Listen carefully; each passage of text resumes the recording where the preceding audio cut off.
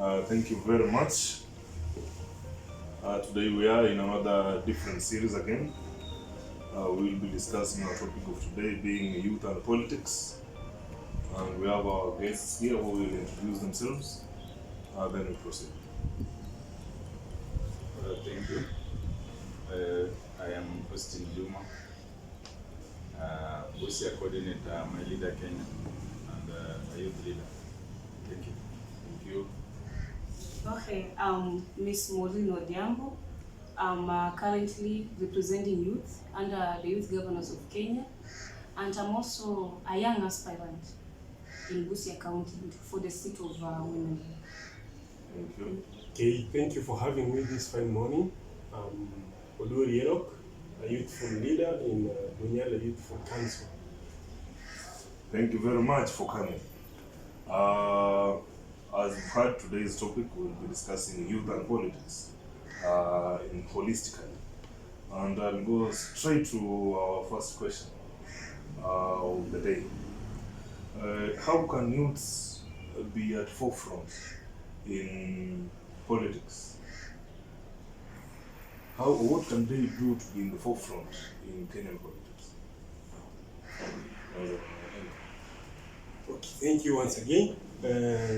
When we talk about politics, we're talking about our livelihood. And if we talk about specifically youth, we're talking about 75% of the Kenyan population. So it's a must for them to involve in politics. And basically here, and in my own perception and view, politics, youth can involve in politics through going for these positions, vying for these seats, participating in the elections, registering through political parties, organization today. But when we look at various youths, most of them are not motivated. But when I see such young aspirants like Maureen over here, it's some new energy that is being brought into Kenyan politics, and we feel that if we go this way, it will be the right direction for us. So you're trying to say that is a good example of actively being involved. Yeah, actually, if you remove your shoes, like if you fit in her shoes and you go for that seat, you vie for that seat. That is the way you are actually participating in politics. That is my view. Yes, Maureen, what is your understanding of being in the forefront in the Kenyan politics? Okay, what I would say about youth being in the forefront is, do youth understand politics? What's the definition of politics in Kenya's context? Like, for my own understanding, I understand politics as a set of activities that are related to governance. Are these youth empowered on what politics pertains? So when the youth understand what is politics and what it pertains, they will have that urge. So on my take, how can youth be on the forefront is that we should empower youth. There should be capacity building. We should tell youth what is politics and what does politics entails. What do you stand to gain as a young person joining politics? So the key thing as stakeholders, as people into politics that we should look into is capacity building. Telling you what they ought to benefit when they join politics. Thank you. Thank you very much, Maureen. Indeed, I've seen you are actively in it, and thank you now that you're also an aspirant for the women seat. Yes, my brother Austin. When talking about youth and politics, we must first point out that the youth are the process is unfair for you because African politics generally, you must have something, you must have money, you must be known, which is not very familiar with youths. So number one, for youths to be active participants in Kenyan politics and African politics at large, there is no ability without an opportunity. They must be first given an opportunity so that we can see what they can offer. I believe they are capable youths who can lead Kenya, who can lead Africa to its next level. But youths are vulnerable, so we must first put in place structures to empower our youths so that they can be active participants in politics. And talking of structures, will these structures in any way assist that youth to have money? Because we've also talked of money as an issue and Yes. being known, or there are ways that the youth him or herself can do so that she can be known out there. Or is it really youth? Money has to be involved. We should not lie to ourselves. Today, if election was to be held here in Kenya, and there's a youth, actually there are youth trying to. Yes. There's a youth from the other side who's going for president. Yes. Can he compare? Can he have a fair chance with the current? The current, yes. Yeah, obviously it cannot happen. So having structures means involvement. For this to be achieved, let's say for example in the Ministry of Health, there must be youth there. In cabinet when presidents appointing cabinet ministers, there must be slot for youths. This will help empower the youth so that they can be active participants in politics of the day. We've said that 75% of the population are youth, right? Automatically we have a big number. 75% is not just yes, it is a big number. Why can't we utilize that number? Maybe to push for one of our own. When we say 75% is the youthful number in Kenya, the population in Kenya, it's a big number, yes. But the problem is the politicians that are there right now, they have belittled these youths. They've come up with slogans that are belittling you, so that when you go to the negotiation table, you have nothing to bargain. Secondly, the youths have a problem within themselves. When you look at this number, some of them have not even registered to be valid voters. So they don't have the power to change anything if they have not registered. They cannot change the current leadership. They cannot participate in policy making. That's the problem with the current youth, the problems that youth are facing. So that's among the challenges youth are facing. We have a big number, yes, but we cannot join hands. One, because we are not united. Second, because the politicians have belittled us, so that when we go to the negotiation table, we have nothing to say. Thirdly, we don't have the resources.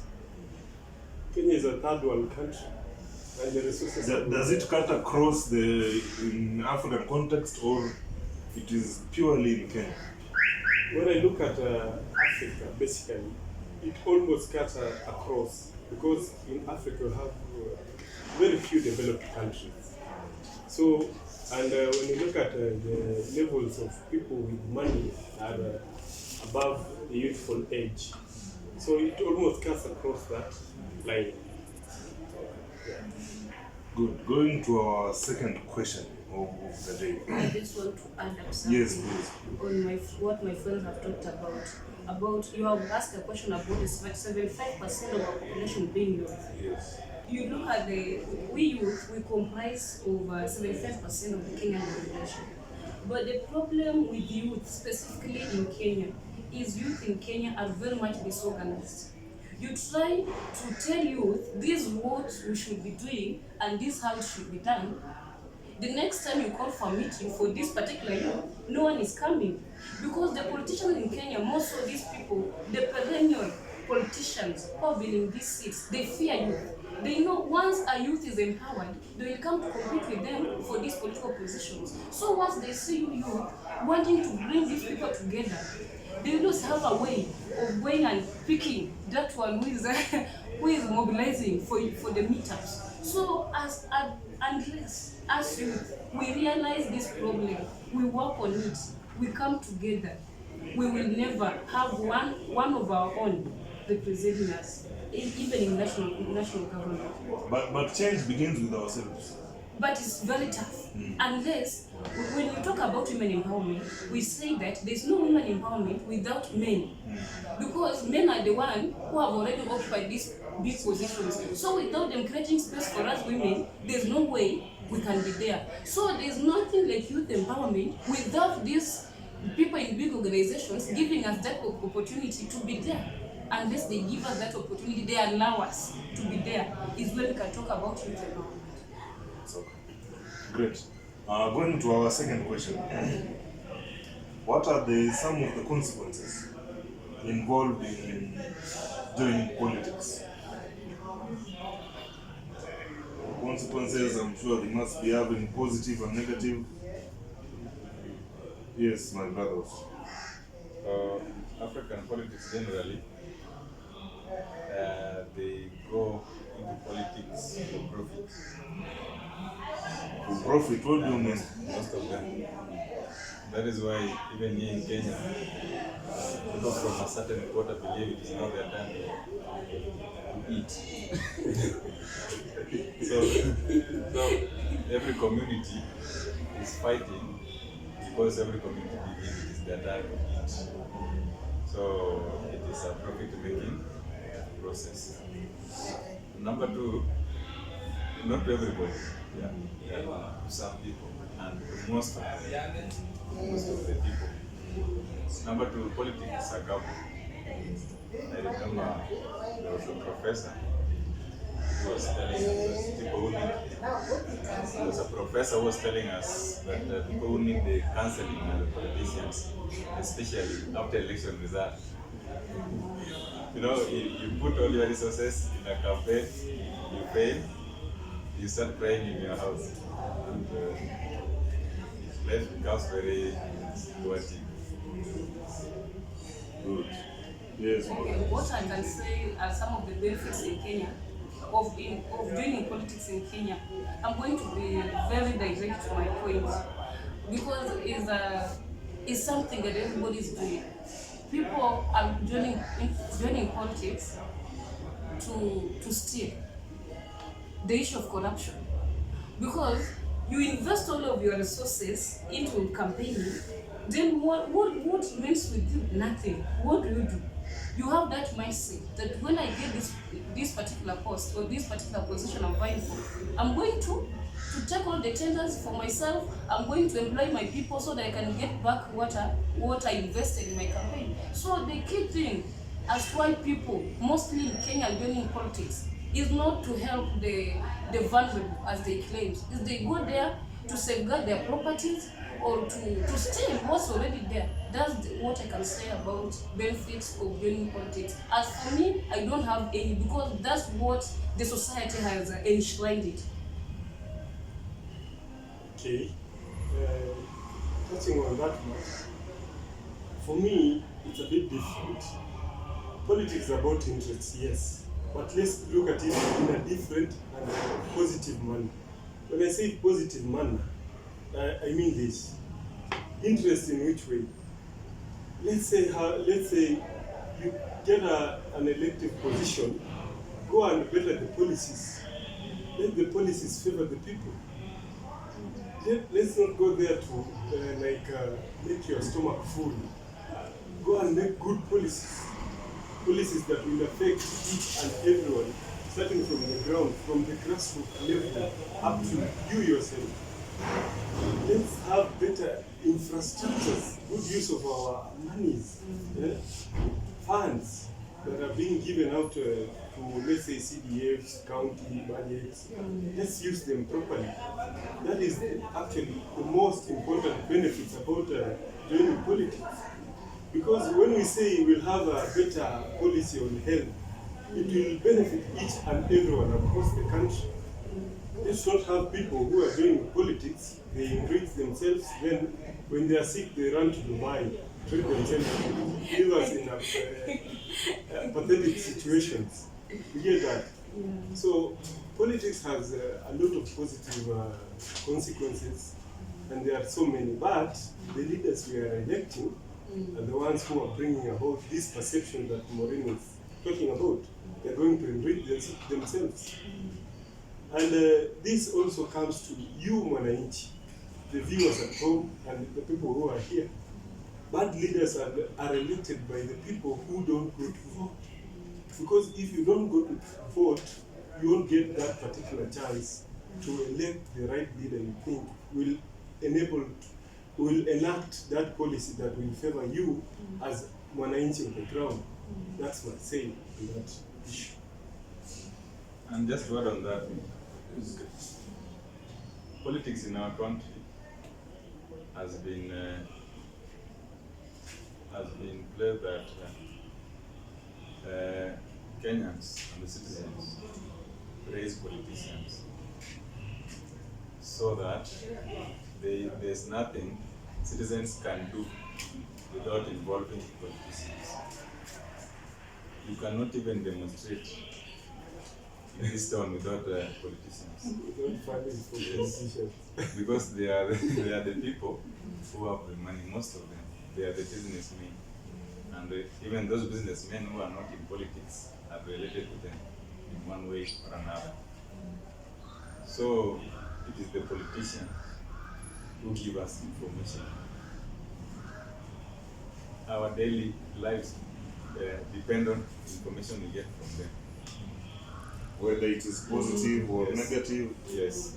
Okay, just to sum up, we are not saying that there are no positive impact of someone joining politics. They are there. But as young people living in this country, Kenya, or coming from Africa, we still haven't experienced the benefits of joining politics. Maybe after us, who have gone into those offices, we will make those who will come before after us understand that at least there are some benefits of one joining politics, but still we haven't realized that, haven't noticed. Okay. Those are good inputs. Good. What does Kenyan politics differ from other African or European countries? Yeah, I'll go first on that matter. And I think basically Kenyan politics are based on a person with an ideology. If that person moves away or retires from politics, that particular party or something goes with him. Like for instance, I can compare our first party in Kenya, the most famous and the most oldest one, Kanu. Since Kanu died, like the owner retired from politics, it has not been seen in the most active political scenes. If I can compare Kenya with Tanzania, Tanzania is more of party ideologies than a person. So Kenyans, I think we follow people. When you look at the current scenarios in Kenya, there is a certain party that has arisen like about 4 months ago, but it's more popular than parties that have been there ever since. So I think parties in Kenya follow people more than ideologies. That is my take on that. Okay, what I can say about Kenyan politics as compared to politics in other countries is you look at the Kenyan politics, it's based on ethnicity. People come up with parties to defend a particular region with their own interest. And like when you go to USA, you realize that the people who are for that party. And it's the people interest, not because of Maureen and Mateso. So I have to come up with a party that is defending the interests of Teso. We have to talk as people of Kenya and come up with a party that is unifying us, uniting us, as a country, and he is fronting the interests of not me as a TESO, but people at large, the whole country. So the Kenyan politics, on my take, is based on ethnicity, the interest of a particular tribe or a particular region, unlike the politics in other countries, developed countries like USA, which is fronting the interests of all people. Like, you look at health. What's the problem in health? They're not going there as a community, as a tribe. They're going there as people of that particular country wanting change in this particular sector. So that is my stand on Kenyan politics compared to the politics of other countries like USA. Good. Austin, what is your take on the difference and the gaps between?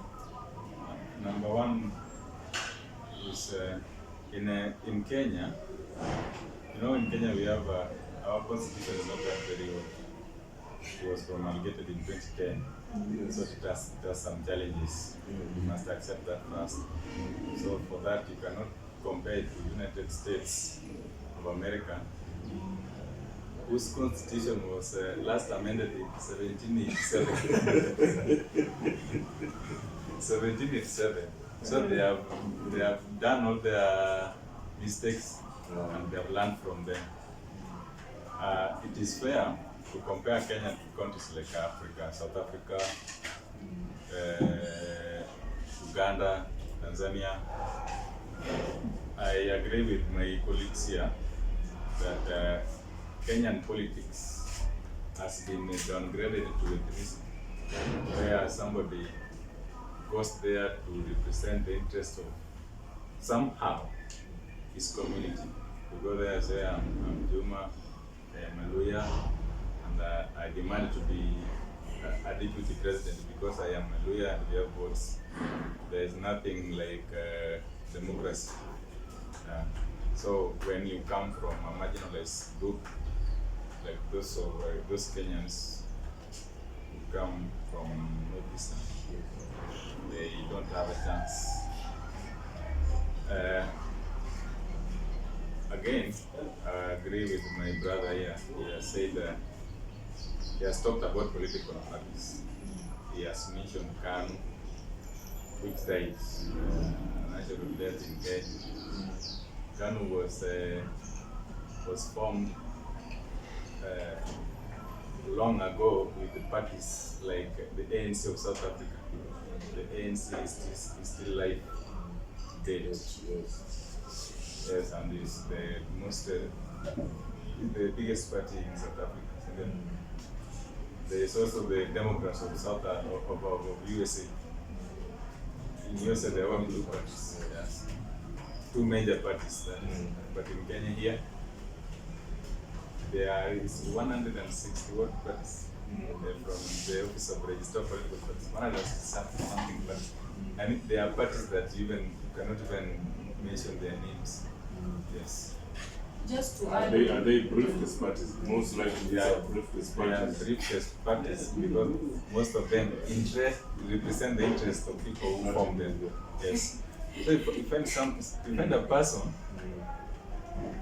he does not even represent the interest of his family. It is his single interest, but he calls it a national party.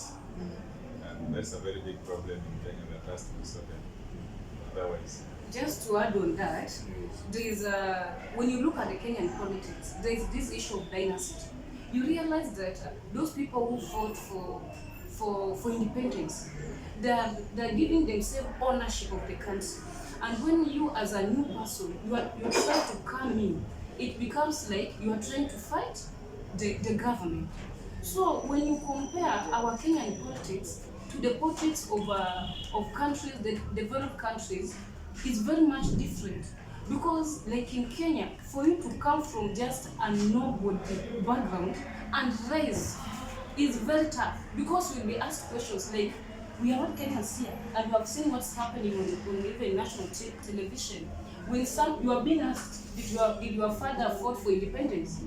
as you want this seat, did your father fought for independence of this country? What did your family contribute? So it's more of dynasty than just a person coming up with ideas to help a country to take that political power. That's my take on that. I beg to differ with my sister here. Yes. When you say dynasties and let's say these other things, you're trying to create a class war, like the rich and the poor. In this country, nobody in the world chooses to be born by the president. These people are just yearning by the wishes of God. No one said I should be, my father should be so and so. So There can be one dynasty. yeah, the people who are in the middle class should remove that from their minds and instead go for these positions. My sister, Yeah. if you say like dynasty are owning this country, you are trying to say the rich are the only ones who are in this country. What I'm trying to say is not that the dynasties are running this country. Yes. I'm trying to say that it's very hard for somebody like myself or you to just come from nowhere and tell people that I'm going for the seat of president in Kenya. The question will be asked, and I'm not saying that I'm the one saying this, it's something I've been on national TV. You will be asked, did your father fought for the independence of this country? We have seen this question, so we should not pretend. We have seen them everywhere. You will be asked. So what I'm trying to insinuate here is this: the Kenyan politics is based on dynasties, and until these people coming from these families accept that we are all equal before the constitution and everybody has a right to go for any seat, there will be nothing like anybody coming from any ethnic But my group sister, and if lead you this talk country. about that, if you talk about, we've seen in past general elections, people from nowhere go for these seats. It's just that they are not serious about it. And did they win? Did they win? Because they are not serious about She has it. said that people will ask you where you come from. What was your family's contribution towards the independence of this country? But So if that was only at the national level or even at the county or That's the norm everywhere. Even at county levels, No, they want to see if I which give- background you my come sister, from. Let me tell you something. I come from Bunyala and I've been active in politics since 2007. A son of a peasant fisherman was our legislator. He won the election with nothing. So if you tell me that dynasties, why there are not dynasties in Bunyala? There was people who fought for independence. He was a minister. Well, there, he would have pointed out his son, go for that seat. But instead, a peasant farmer's son took the seat. It's not all about dynasty. Let's not lie to ourselves. There are other factors that are hindering, but dynasty is not one of it. We should actually just there's a accept. revolution against the dynasty Yeah. in Kenya. What? Revolution against the dynasty. The problem is this: you people, you are trying to make this thing look as if it's the fight between the poor and the rich. What we are trying to say is, Yes. why is it that when you want to go for a seat, like for the president's seat, you are being asked the contribution of your family during the independence? And what if my family was not there? That is not a What am I? recommendation in It's IBC. not a recommendation, but it's something that's on the ground. And as people, youth in politics, you have to look at it and find solutions for it. But these are the changes that we need to bring up, because if I remember very well, 2017, there must be there is a youth, a young member of parliament who is it 24 years? Yeah, Yes, and he tried. He went all the way. He Yeah. used to He was use campaigning on a bicycle. on a bicycle. So these things I think should be related Actually, to. go fought for freedom. 90% of 99% of them are dead. Yeah. Freedom Exactly, fighters. exactly. But we should not just throw away this politics. It's something that's eating up a lot of people. But it's not a class war. It's If you not. say dynasty, It's not a classroom. Yeah. Yeah. The poor and the rich have been there. Even if you look at America, Very true. they have been there and they are still there. Very true. So it's not about dynasty. And It's about being serious and look out. Like for instance, I'll give an example. The IBC in Kenya recommends that if you want to go for let's say to vie for an MP, you must have a degree. That is one of the recommendations. If you don't have that degree, you will not go for that seat. You'll say, I'm poor.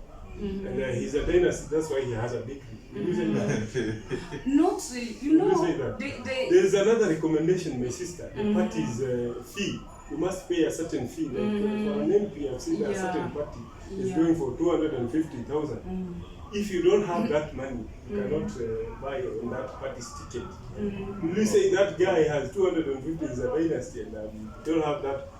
Will you say that? I won't say that. I'm not trying to put this point as if it's a classroom. Okay. What I'm trying to say is something that has been there. And if you have find a way to resonate around it and come up with a reason as to why you should not say it is a problem, then you are good. You have to convince me why is it not a problem. Because on my side, I see it as a problem politically. Yeah. We'll come back to it. We'll come back. In fact, it drives me to the next question. Yes. That I have a feeling they are correlated. Yes. Our attitude towards politics. Youth attitude. Yes. Could what she has been talking about related? Yeah, It is related. perceived. It is perceived because it is perceived that way because some politicians in the country are belittling youth to that level to think that this seat has been occupied by the dynasty ever since. Now it's time for a poor man's chance to take that seat. You see, that's an attitude that has been formed by the politicians to spoil the youth's minds to think in that manner. But if you look at the attitude of youths towards general politics, youth see politics as a way of enriching themselves, and that's a very awkward way of thinking. Like you engage a youth, and the only thing he will say, if I get that position, I'll make sure to loot enough resources for my family and the next generation that is coming. But even if I lose the next election, I won't care. I don't care. You will have changed. Another perception about the youth, they see these things as the things of the rich. Like you must have resources for one to campaign and get that any position. That's another thing that is affecting the youth in the country. That's all. Maybe my fellow Biogol is here can add on. What I can say about attitude of youth, and I'm going to give my reference concerning the first meeting I attended. And truly, the attitude of youth toward politics is changing positively. So many youth are coming up to vie for these political positions without fear of intimidation. Because we have had much. We have been unemployed for long. We have suffered in silence. So that pain has pushed us. And we have told ourselves, if not now, never. So, on my take, the attitude of youth toward politics has really changed. And if you are a youth and you are not taking part in politics, I don't know where you are, because everything in Kenya revolves around politics. Even you look at Baringo and the World Marathon. I'm told the World Bank has given the government some money to do some sensitization to enable youth to also take part in public participation when it comes to budgetary processes in counties. So if you're a youth and you're not taking part in politics, I don't know where you are heading to. That's my input. To comment on that, number one, let me give an example in Kenya. Elections in Kenya are 7 months away, and the electoral body is registering new voters. Who are the new voters? The new voters are the the number is quite worrying. The youth are not enrolling themselves to vote. So that one leaves a question to you also. What should we do for the youth to be registered as voters? Number two, there is that fear of unknown. So that's as an attitude of youth towards governance.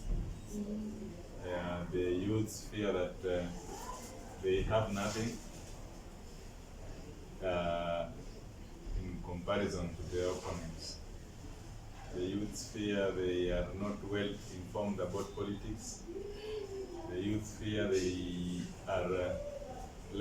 are vulnerable. And most of these youths are fed by these guys. And when somebody feeds you, you can control everything you do. So you find it very hard for you to be directly involved. But I think that point you are talking about youth not coming out in large numbers to register as voters. I think there's this perception that people think that sasa hiyo kura yangu moja, we need to make a difference. Mindset. Yeah, exactly. So the youth have been pushed to the wall. They have seen it all. Now they're like, even if I vote in this particular leader, we need to make a change. And as youth leaders, what is our take in that? We have to do voter sensitization. We have to go to those, when you realize this particular ward, the voter registration is low. As a youth leader, we have to take those initiatives. We go there. It's not necessarily you have money. You can use these border riders. Mimi huwa natumia border riders. You use them. You tell them when you call a passenger, tell them mwambie you get a voter's card, you elect a leader mwenye atakuleta maendeleo. So it comes back to us, youth leaders. If you live alone that one. Before you continue, yes. As she has said, we take a responsibility ourselves. That is on top of what we have said. We have agreed that we are the vulnerable. Then when I have tried it myself, I have gone to different corners of the county to ask various youths to go and register as voters. What he will ask you, where's my lunch? What will I gain? Incentive. Yes, incentive. And then there is something of that the people who count the votes, some say they will be announced whether you register as a voter or not, so they don't feel that they are actually needed. Voter apathy. There is voter apathy in the whole country, because there's a story being peddled that this time round there's a group of politicians who have secured their interest with the deep state and the system, that all they want is scattered for, and they will be announced by those people who will count the votes. Now the electoral Talking of the deep state and the system, are they living things or non-living things? I've been hearing deep state. What are they living things or non-living things? You cannot say they are non-living things, and we don't have a proof that they are living things. So we can only give examples and imaginations. Like in 2007, I was a young boy, but I was watching TV. And those who are older enough keep on reminding us that there are some candidates that won elections fairly, but the candidate was not announced because there is something. There's a group of men who sat somewhere and said, no, it is not yet your time. Yeah. Okay. Any addition? I think to add on that, it is about 2 days ago when I was watching the news. The Electoral Commission set a budget of about 1.2 billion to register new voters. But when you look at the turnout, they expected around 6 billion new voters. But when you look at the turnout, it's about 1 million. and so that tells you there is a problem within the youth.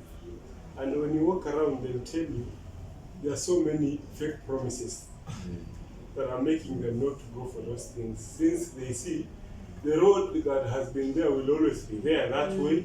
The school that has been there, They will always they will always be that the road. Now- that promise. Yeah. Now, what are our role to change that attitude? We as leaders, we as representatives of the youth, what are our roles to make sure we change that attitude from them? Actually, for us, it is just to create awareness, just to try and reason with them. But since we don't have listening allowance, the youth mostly won't listen to us. You'll go there, have a meeting of 2 or 3, but at the end of the day, he'll ask you, naenda na nini kwa nyumba? But if you look into that matter, to be honest, it is true. So many youth are struggling. At the end of the day, anataka allowance ndio aenda atie mtoto maziwa nini, arudi nyumbani kwa chakula. That's the way. I think just to add on your point of is the only way this attitude can be changed is when youth are elected in these political positions, because it's us who understand. Wanasema kiatu mva kiatu ndiye anajua pale kinamfinya. It's us youth who knows what are our problems, and once we are in those seats, in those positions, we start initiating for change. And when this youth see this change is when that attitude at least can change. But just going to tell somebody tomorrow wake up, go register as a voter without any tangible evidences is very hard. It's very hard. So one of the youth we elect, they forget about us. yeah, you see, Nini, just to add on what they have said, there is, if you go, for instance, now, to talk to these youths outside here, number one, they will perceive that you've been sent. And you've been sent by a politician and you've been given money. And they are right, and it is their right that you share with them what you've been given, even when you have not been given anything. To differ with you on that, we know we have met several on these youth meetings, but the truth be told, most of these youth organizations are being fronted by politicians, and most of these youth leaders, despite them being hiding themselves in these youth organizations, are being secretly funded by politicians. So once that notion comes out, the youth now perceive this particular organization is being sponsored by so and so, and when this particular leader comes in, you have to give us some allowance. Me, I run a CBO, it's called Young Life CBO, and in that CBO, nobody knows who is. I'm financing it myself, and truth be told, I've been donating sanitary pads, going to schools, mentoring in school kids, and they have never associated me with anything like handouts, because they know what I'm doing was my initiative, and I launched it myself plus the community members. So as youth leaders, who are we associating ourselves with? And are these people we are associating ourselves with to bring them in these organizations, are they really helping us or changing our names out there to our fellow youth? We are talking about youth involvement in politics. yes. So, you cannot be involved in politics without the politicians. That is number The one. essence is Number this. two, There is a everybody is talking about his experience. That is now my experience with the voter. There is a Now maybe I it's remember just saying that goes by, if you want to become a politician, you must work with the politicians. But you know what? There's a meeting. Mr. Kida went. The meeting was organized by the students from University of Pevuka. And they were telling me that whenever we have a function, we do invite politicians. I asked them, what is your bargaining power whenever you invite those politicians? Because when these youth understand that anything you organize is not coming from your own pocket or from their own subscription, is coming from these politicians, the next time you'll be calling them and these politicians have not given you something, they're not going to come. So as a party, as you register a youth party, there's that subscription that these people are going to contribute to show their commitment. You need to involve these people in anything that is concerning that organization. But you as a youth leader, because we are connected, unajitoa peke yako, you go somewhere, you get something, you come and organize this particular thing. Those people within your circle are the ones that are going to tell these people outside here that it's like this. And the people won't trust you. Good. You were saying something. You Moreno, you've talked of betrayal. Being used by politicians to convene meetings. Yeah, not having that bargaining power. Bargaining power. Yeah. Mm. That was my, I wanted to react on it. You know, when you are a politician and you are going for an elected post, what will make you win are voters? The number of voters.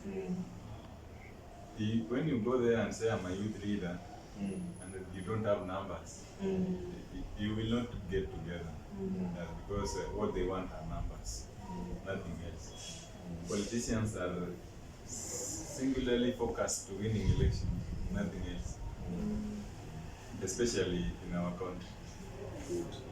And is it true that our youths are exploited by the same politicians that we rely on to change our community or our society? Yes, some politicians exploit our youth. That is what I said. When that happens, when somebody feeds you, he controls everything you do. He can even call you at night. But now, stop sleeping. So, some politicians exploit youth. We cannot run away from that. But some empower youth. Like there is an MP in Tanzania. The youths you walk around with have been empowered. Calebamis. The youths he walks around with have been empowered. And then there's also the youths in Bakassi. Those former comrades have also been empowered. And a number of them, that class of Babu Wino, like 50% of them want to buy in the next coming elections. That means they've been empowered. So we are not giving up our students. We will fight this thing until the last minute. And we have started seeing the fruits of our sweat. So does it mean the exploitation is sometimes good or good? There is exploitation, yes, but there are good gestures also. From the exploitation? Not from the very MPs, the very politicians who are exploiting the youth. There are a group of politicians who are exploiting the youth, and they are good ones. For me, if you talk about exploitation by politicians, I look at it like a coin, a two-sided coin. Yes. There are youths who also exploit politicians. True. In the end, if the politicians clinches onto that seat, he'll not listen to you in any way. Because during the campaign period, you are dictating to him what to do. Weshimiwa bwana, you must give us something. You get that. The guy borrows a loan, comes and campaigns. At the end of the day, the loan must be paid. You have paid him with the seat. He must pay up the loan. So at the end of the day, he'll not listen to your views, no matter what. But if you look at it at the other side of the coin also, the youth, as I've said earlier, they are the ones who comprise 75% of the population. So most of these constituencies, wards, most of them are occupied by the youths.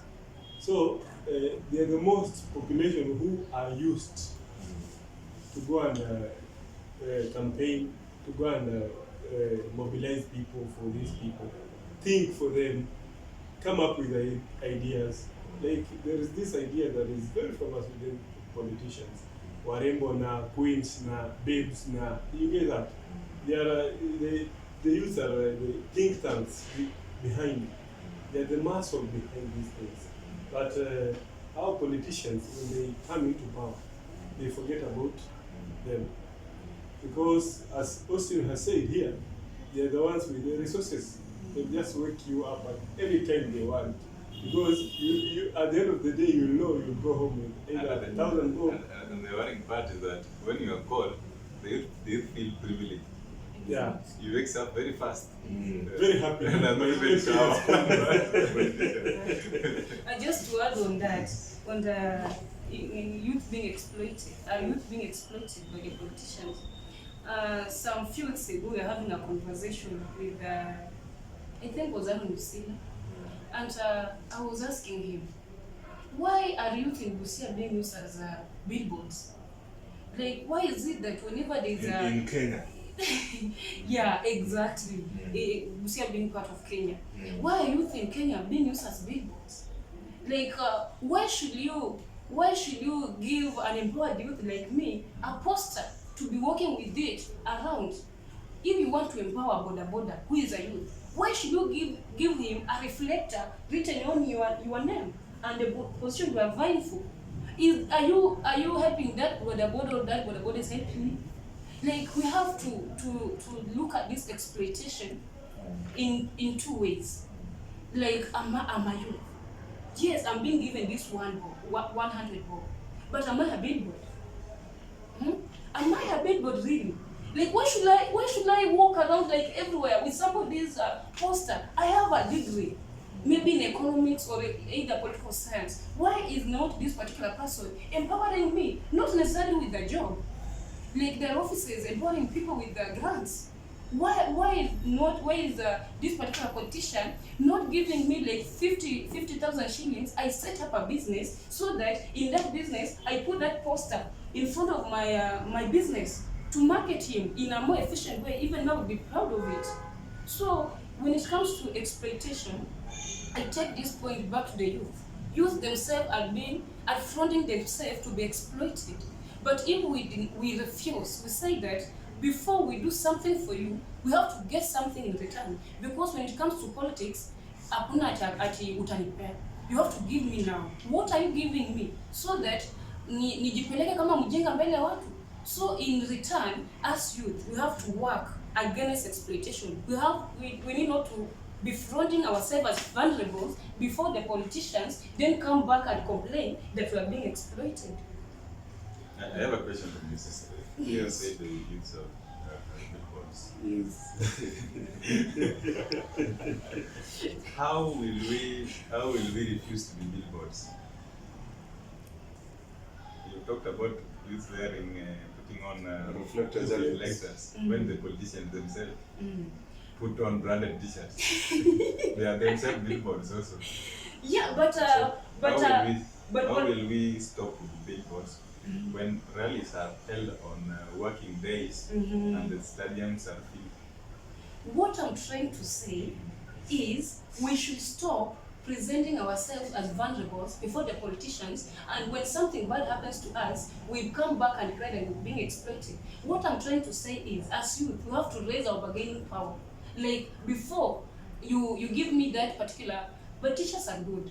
But imagine of that scenario whereby you are carrying that poster. I said this is a 50-50 coin. Like, from the beginning of this conversation here, we said youth are vulnerable. Yes. So if you say they should not present themselves as vulnerable to the politician, Yes. What I'm trying to say is she's talking about negotiations in politics. Exactly. When you are going to negotiate, you must know what you want first. Exactly. What a youth wants now is something small to put in his pocket, and that something small has been guaranteed by the politician. So, what will stop the youth from being? What is happening is lack of information. You know, these politicians, they will tell you that sina kitu. We don't want handouts. We just want our money that have been invested in their offices. If a politician, like for example, you are a boda chairman, maybe coming from Finula, and you have your fellow boda, if that particular MP empowers that particular boda chairman with 200,000 shillings, hiyo pesa hizi tosha kununua mahema na mko mkipeana kuhaya. So not really, because there are very many aspects. If you give an example, motorbike, there is that aspect of do these drivers have driving license? Is a reflector jacket required during the traffic regulations act, which is very important. Yeah. But breaking down that reflector jacket to a billboard. They ride on our needs. Politicians ride on our needs. They do their research, find where we are most vulnerable, find where we are most needy, and exploit it fully. Exactly. That is it. So we are in an agreement that we are always exploited. Yes, but we are also for in me, agreement. my stand We are also in agreement. remains- We are also in agreement that we are not giving up on this fight. We are going to fight on until the last minute. We are going to fight on, but exploitation is 50-50. That's my stand on that. It's 50-50. If you want to be exploited, fine. If you want to exploit the politician, fine. Yes, it's So it is a two-way traffic. Yeah. Okay. Good. To our last question, then we'll give your inputs later as we close, as we come to the conclusion. Are youths betrayed in terms of youth and leadership? Do they betray their own? Politics now generally is a game of betrayal. The betrayal comes in when interests differ. People don't have uniform interest. When my interest does not suit yours, we will go different ways. And when we go different ways, it is betrayal already. So there's nothing like being betrayed. It is just interest being different. Yes. That's my take on that. So you're saying it is a game in politics? That is The the betrayal. rule of that game. So can you compare it? Okay, let's put Kenyan context and Tanzanian context, Kenyan context and South African context. Are they the same? It is for Kenya, or it is a mindset? Politics is an English word, so that is everywhere in the world. It's everywhere in the world, unless where they are regulated by regulatory bodies. As per, like in Kenya, we have ORPP. That I think it is all should be to regulate the political parties. And my sister here said that youth should come up with their party. That I disagree with fully. The parties in Kenya are enough. In fact, they should be slashed, and some stations, some parties should be deregistered. Yes. Yes, Maureen. On betrayal. My take on this, betrayal is a very big term. And when you talk about youth being betrayed by their fellow youth in leadership, it's also a wide topic. For example, I'm going just to give an example based on myself. I'm a young person going for a political seat. But you find that when I had my aspirations, I was banging on the youth because I'm a youth. But ukikuja kwa ground, things are very much different. The reaction, or rather the negative energy you get, are from this particular youth. The people who fights you more are the youth. So when it comes to a person who has struggled, gone through all this, and gotten that particular seat, despite him or her being a youth, there's that feeling that I was in need of these people, but they never gave me that support. Why should I give them as a priority? Let me just treat everybody as equal, because at the end of the day, everybody supported me. So unless youth come out strongly and stand with their own, so that their own feel the support, feel that the youth truly need change and they want youth leadership, I think this issue of betrayal won't surface. That's my take. Okay, my take on that, Mr. Edgar, it's very simple, and I beg to differ with you, Maureen. The youth will not support you just because you are their friend. You need to come up with better policies. Tell them how it will improve their lives. Tell them what are you aiming for. That's when you can tell the difference between a stupid one and a good person who is looking on to the future. When I go back to the question, betrayal, I'll say politics is a dirty game. And in a dirty game, if it means conquering your opponent using the youth, may it be so.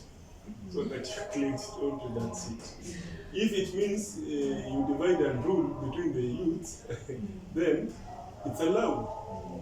Since it's the rule of the game, as Kiongozi has said. But I beg to differ with you. Yes. We should not just normalize these traits that are negatively affecting us. We need to empower youth. We ourselves as youth or young people, we need to empower one of our own so that when he or she is there, she shouldn't betray us. He or she should support us. So we should come up with mechanisms to get rid of this betrayal when it comes to youth leadership. When I went to some part of the country, I told those Kenyans that I am interested in some seat. So I first met a group of youths. They said, we are okay with that. First, buy us credit. I then went ahead and met the elderly. The elderly told me, they asked me where is my wife? They asked me where I am built my house. And they asked me what I have been doing for the community. In all their questions, only that one question seemed valid now to myself. I don't know whether it can be a valid question to my colleagues here, but to myself there was only one valid question. And this cuts across all the youths. In the 75%, close to 70% of the youths, only a few number have been able to build their own houses and get their families going. So that's a challenge to us, especially in rural politics. That's where you married, and why you married there, and when asked about the characters of the way. So how is it coming in terms of betrayal? So your opponent can use that. When your opponent is an elderly and he has a family and has a permanent house somewhere in the village, you will have a better chance. So you will be forced to go and work with them. Then at some level, you will feel you've grown horns, you've grown enough muscles. That is a perception, and that's why you need to change that. Yes. Because it is not a requirement with the IBC. It is not a requirement with IBC. But those people who are asking you about your wife are the voters.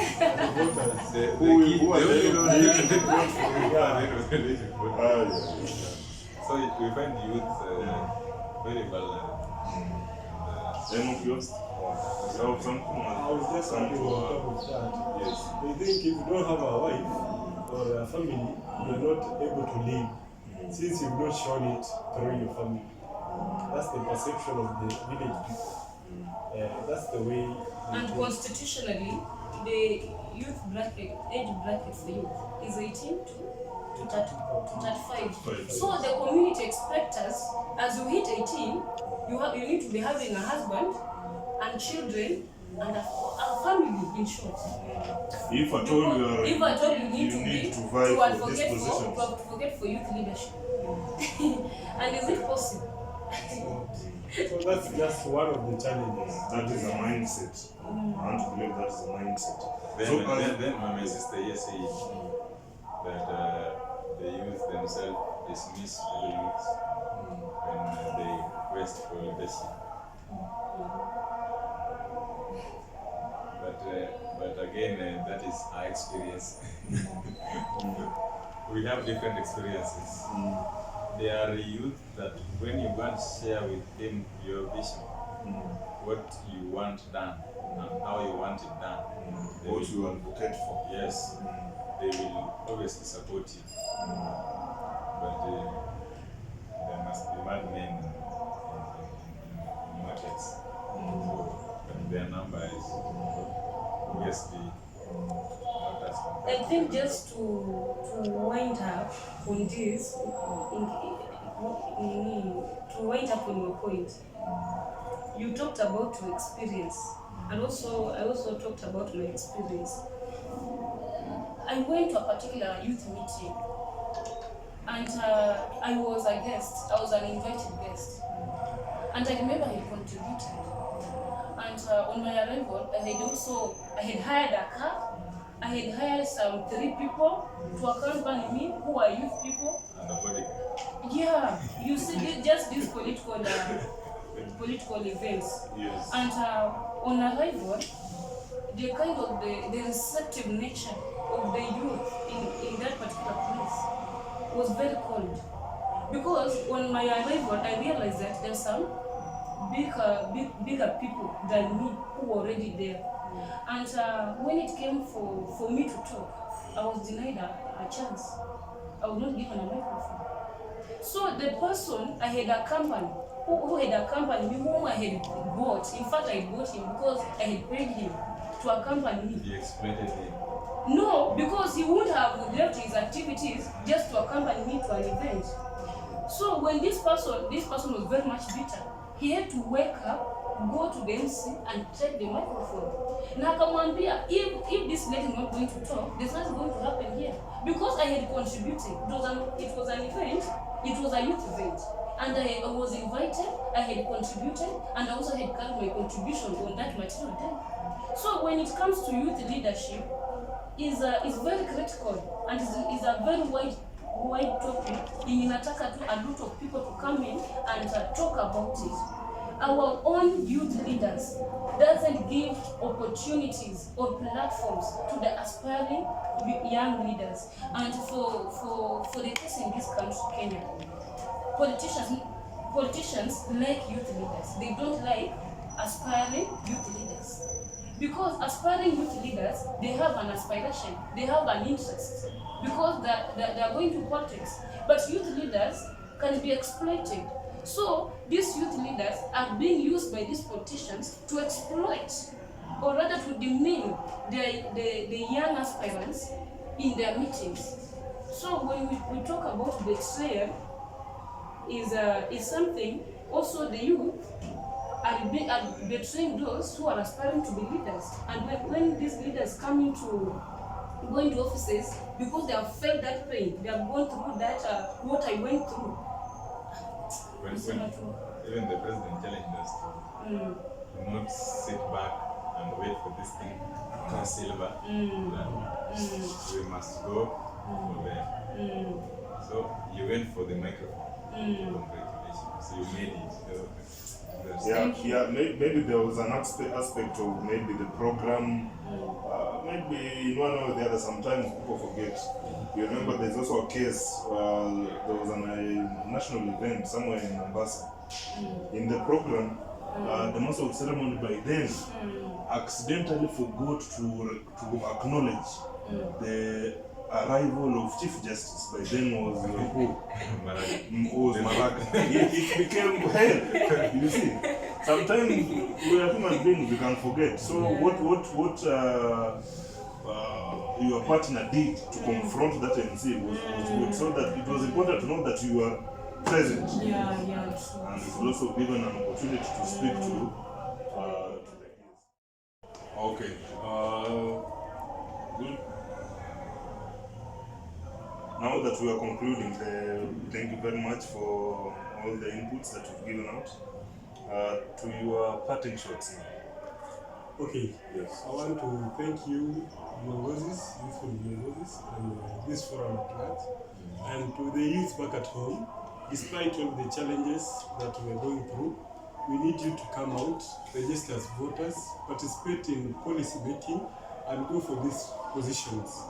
As the saying goes, a luta continua. Oh yes, a luta continua indeed. Yes, man.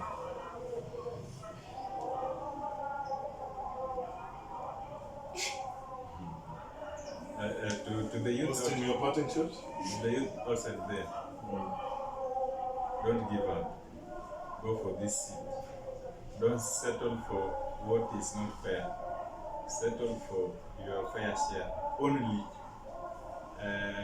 take chance. Go for these seats. Personally, I will support you. To my colleagues, fellow panelists, I thank you for your time. And Delegate, thank you for hosting us. God bless you. Thank you very much, Maureen. Okay, to the people outside there, I want to tell you that it's time for youthful leadership. Let us embrace young people. Let us give young people an opportunity to lead. I myself am an aspiring women rep in Busia County. I want to call all the young people outside there with fear that maybe when you go for political positions, you utaibwa. There's nothing like that. Just believe in yourself. The first asset you have as a young person is yourself. Invest in yourself. Then the world will adjust. And also, I want to call for anybody willing to partner with me. I run as a young life CBO that the main reason as to why I started it is to empower young mothers, the young life outside there. I donate certain parts. I give mentorship to young mothers. So anybody with interest in supporting young mothers, join me. I'm Maureen Odiambo. And thank you very much, Maureen Odiambo, for your feedback. And we wish you well in your campaigns, and we will stand with you. We will support you. And I will also want to say the great Nelson Mandela said, it always looked impossible till when it is done. So I want to believe that these are challenges, normal challenges that cut across. But if we have that determination, if we have that urge, if we have that drive, self-drive, we can achieve all this. Thank you very much. That is the end of today's topic on youth and politics. We'll meet you again on Pevuka TV, Fomu Yetu. Thank you.